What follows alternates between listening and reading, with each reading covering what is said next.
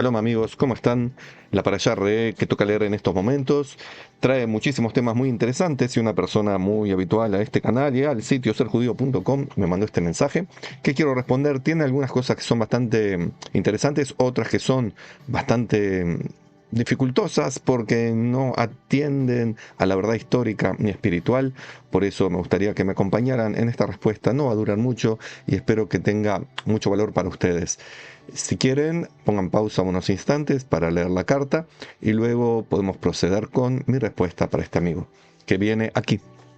Shalom, estimado amigo Javier, gracias por su mensaje, uno de los tantos que recibo con tanta amabilidad durante toda la semana y por aprecio que usted tiene a los estudios en serjudío.com y a mi canal también de YouTube, este en el que estamos ahora. Veo que también anda indagando en otros sitios judíos o que parecieran judíos y a veces trae conceptos que son muy errados y otras veces palabras que parecieran querer ser en hebreo, pero no sé en qué son.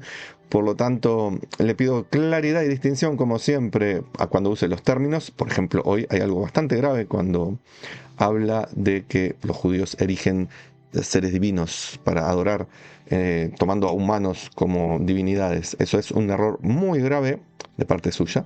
Y también de algunos judíos de hace miles de años. Ese error ya no ocurre en el pueblo judío hace más de 2800, 2900 años.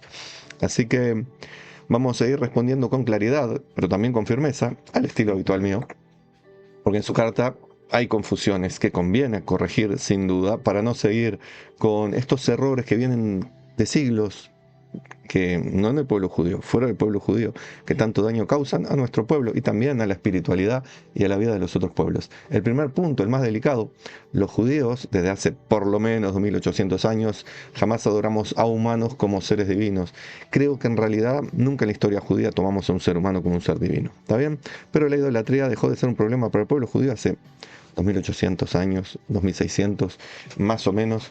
Ahí empezó a perderse todo ese caudal de anhelo por la idolatría. No olvidemos que los anteriores a nuestros patriarcas eran idólatras, por eso los patriarcas tuvieron que luchar contra su propia familia y sus propias enseñanzas. Por eso Dios le dijo a Abraham: le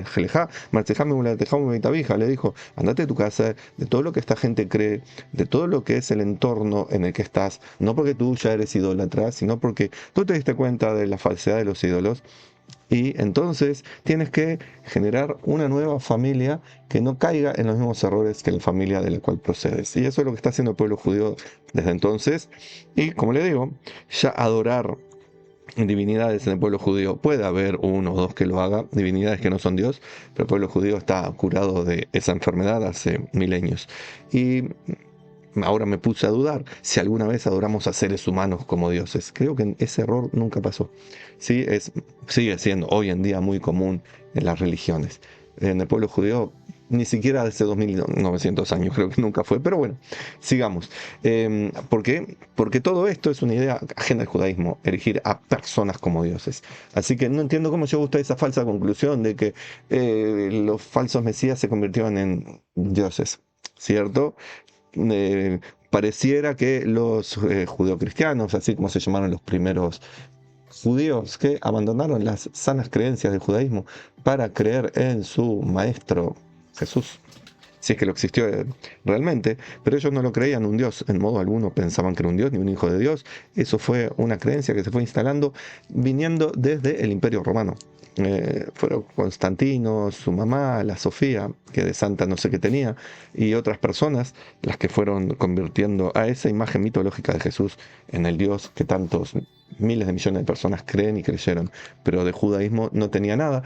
Y las sectas judeocristianas, los minim, no creían en Jesús como una divinidad. Eso vino del mundo de la idolatría, paganismo, romanos, etc. Esto de que los judíos somos firmes en no a la idolatría y especialmente no adorar personas, ni reyes, ni profetas, ni mesías, no se adoran. Es uno de los motivos por el cual el pueblo judío ha sido perseguido, por negarse a aceptar falsos dioses y por no ceder a la idolatría y por no hincarse ante seres humanos que se creen que son divinidades. Entonces genera el odio de aquellos que tienen el ego tan inflado y que tienen a sus seguidores, ovejas, que siguen a los lobos. Por lo cual rectifique ya mismo eso porque es muy importante no volver a cometer ese error y también explicarlo a la gente. Que el pueblo elegido, por ejemplo, no quiere decir ser dioses ni ser superiores a los demás, quiere decir ser elegidos para servir a Dios de una manera intensa y también servir como maestros para las otras naciones en el camino de la espiritualidad. Cuando menciona personas como Shabbatai Tzvi o Bar Kokhba, que en su momento fueron líderes de distinta índole, Shabbatai Tzvi era un líder carismático, religioso. Hay muchas cosas que se cuentan acerca de Shabbatai Tzvi, que lo dicen sus contrincantes, otras que lo dicen los que fueron sus seguidores. No es una figura fácil de explicar hoy en día así como así. Tampoco Bar Kokhba, que no tenía la intención de ser Dios, pero ni de casualidad, era totalmente fiel al Eterno, al Uno y Único. Supongo que Shabbatai Tzvi también era fiel a Dios, su manera alocada, pero Bar Kokhba en ningún momento pretendió él ser un Mesías semidios mágico, un Hércules en la tierra, por más que era un verdadero Hércules, no como semidios, sino por sus proezas. Algunos equivocadamente los vieron a estos dos personajes junto con otros, muchos más. Jesús es otro de los falsos Mesías que hay, pero hay un montón de Mesías falsos a lo largo de la historia. Pero de los verdaderos falsos mesías del pueblo judío, no los que inventaron otros, nunca fueron vistos como dioses.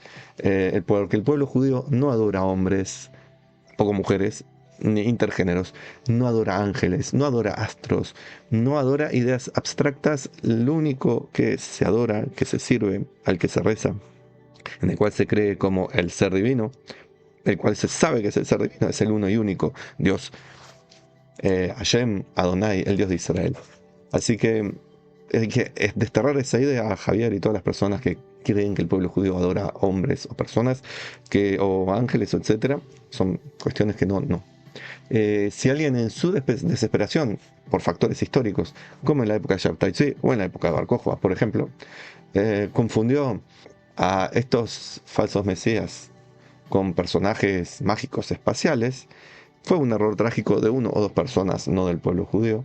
Eso no representa la Torá, ni la tradición de Israel, ni las costumbres, ni lo que la gente en su casa aprende. Es tan sencillo como eso. Sí, a diferencia, los paganos tenían sus dioses humanos, adoraban personas, sigue habiendo gente que hace eso en el Extremo Oriente. En Occidente, gente que adora personas como si fueran dioses, los creen dioses, etc. Sean que crean que es un uno, un triuno, un tres separados o politeísmo directamente, esos siguen adorando personas, no así los judíos. Entonces, en breve, ¿qué es el Mashiach, el Mesías, el ungido? Evidentemente y prácticamente no es un dios, no es un semidios, no es un hijo de Dios, no es un ángel, no es un ángel encarnado, no es un ángel caído a la tierra para hacer el bien, no es un ser mágico, no es un Papá Noel espiritual que vive en la tierra, no es un hacedor de milagros, no es un rebe.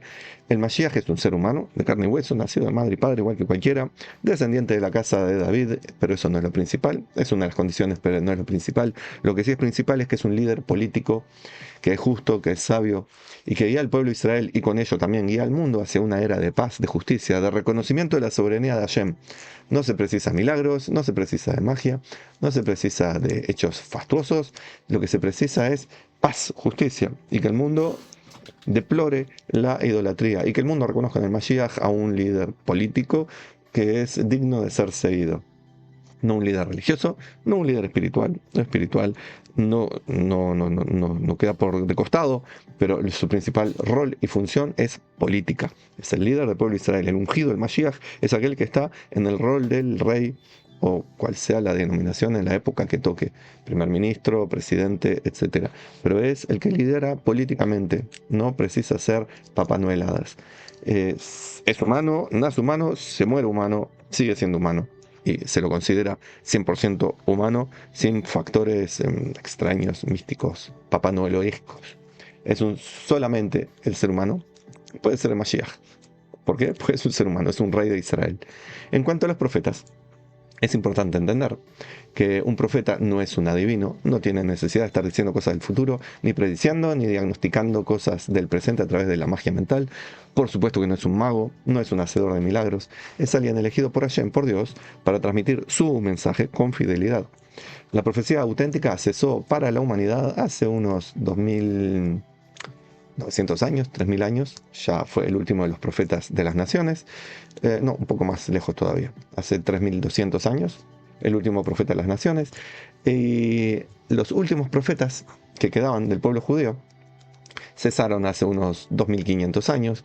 Fueron Haggai, Zechariah, Malají, gente que vivió en la época de la construcción y el inicio del segundo templo, así que estamos hablando por el año 2500, 2400 de la era común. Ellos fueron los últimos profetas. Su trabajo, como le dije, no era hacerse pasar por un Papá Noel, ni ver el futuro, ni decir profecías. Eso era profecías en el sentido de adivinanzas del futuro. Eso era parte de lo que se podía hacer, pero no era ese su trabajo, sino era decir la palabra de Dios, porque Dios se lo mandó, y ser fieles, leales en ese mensaje. Cuando se terminó la profecía, por decisión de Dios, lo que existe son sabios, son justos, son líderes, son maestros inspirados, pero no profetas en el sentido bíblico. Por supuesto, hay gente que hoy en día se hace llamar profeta en el sentido de adivino, en el sentido de que, bueno, tengo un poder religioso, mágico, etc. No es parte del pueblo judío, no es parte de la espiritualidad verdadera, todo eso. En cuanto al Baal Shem Tov que menciona, no fue profeta, pudo haber sido un líder muy importante, probablemente y sin dudas. Pudo ser un maestro místico inspirado, la inspiración es algo que no se perdió, con profunda sensibilidad, con carisma, con una autoridad que le dio el pueblo, no sus conocimientos teóricos ni universitarios académicos judíos. Trajo enseñanzas novedosas en su tiempo, cosas que eran un verdadero reformismo, por más que hoy en día sus seguidores, que al principio no se llamaban Hasidim, sus seguidores, que hoy en día se llaman Hasidim, que son esos que van de trajes negros, sombreros, etc., se los ve como, wow, el sumum del judaísmo, como lo más firme y ortodoxo. En su momento, hace 300 años, eran los verdaderos reformistas. Eso fue el inicio que trajo el Baal Shem Tov, un reformismo. Por supuesto que él era un maestro popular, era humano, solamente humano, y no predicaba ser un ser divino, no predicaba ser un profeta, no predicaba que las personas fueran dioses, ni que se apartaran de Dios. Él predicaba un camino de fidelidad a la Torá, a su manera, no tanto con el estudio de la Torá académico, sino una forma de vivir la Torá en el día a día. Valoraba a los incultos, no porque profesaba la incultura, sino porque reconocía la espiritualidad en todas las personas. Así que Baal Shem Tov en realidad no tiene nada que ver ni con un profeta, ni con un Mashiach, y mucho menos con un ser divinizado. Puede haber hoy en día personas que, confundidas, tomen a sus maestros hasídicos como deidades. Podría ser, ahora que lo pienso, puede haber grupos que se contaminaron con el paganismo circundante, pero evidentemente no son mainstream, no van a ser mainstream, y así como pasó con los judíos cristianos que se dejaron llevar por las ideas politeístas del entorno y por mensajes politeístas del entorno, y después se perdieron del camino del judaísmo y de la espiritualidad, puede volver a pasar, ¿quién lo dice? Habrá profetas antes de la llegada del Mashiach. Nuestros sabios discuten ese tema, como es algo que no pasó todavía y va a pasar una sola vez, no se sabe a ciencia cierta, y las profecías dicen cosas, pero son para interpretar. Por eso algunos sabios dicen que sí, que la profecía volverá como preparación para los tiempos mesiánicos. Otros opinan, siguiendo lo que dice el profeta del Tanaj, que el profeta Elías volverá, que no murió, volverá, y él será el profeta que iniciará la época mesiánica. No es Juan Bautista, no precisa bautizar gente, es Elías el profeta. Otros opinan que el mismo Mashiach es quien concentrará esa inspiración, y entonces con eso empezará a producir cambios que llevarán a cambios en otras personas, etc. En todo caso, no lo sabemos, pero lo que sí sabemos, vuelvo a decir, el Mashiach es un líder humano, no un dios, no un semidios, no alguien que se disfraza de deidad, no precisa hacer cosas sobrenaturales.